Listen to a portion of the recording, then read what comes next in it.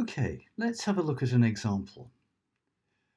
What you can see here is a contract where Alice makes a deposit of 1 Lovelace, Bob makes a choice, which is either 0 or 1, and then Carol is paid 1 plus that choice by Alice.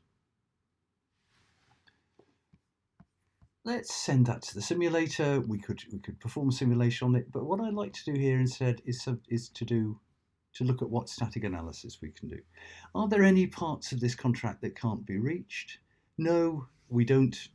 There are different paths through the contract, all of which could possibly be exercised. But let's look at what if we analyze for warnings here. Let's just pull this up. What's this saying? It's saying a transaction partial payment might happen. The contract's supposed to make a payment of 2 Ada from the role Alice to the role Carol, but there is only 1. And it tells us how this can happen. We make the deposit of 1 Ada, and then Bob chooses the number 1. And that means at the point of payment, we are paying 1 plus Bob's choice, namely 2. So we've found there's a problem, and what this analysis does is check every possible execution path, every possible value of choices, every possible choice of timing, to check to see if things can go wrong. And indeed, it's shown us a way this contract can go wrong.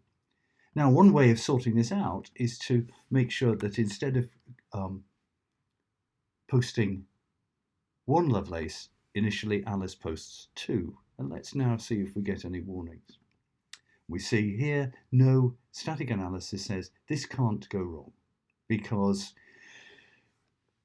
the payment here, lowering this down, the payment here will either be, the choice is either 0 or 1, so the payment here is either 1 or 2, in which case the payment can take place, whatever happens.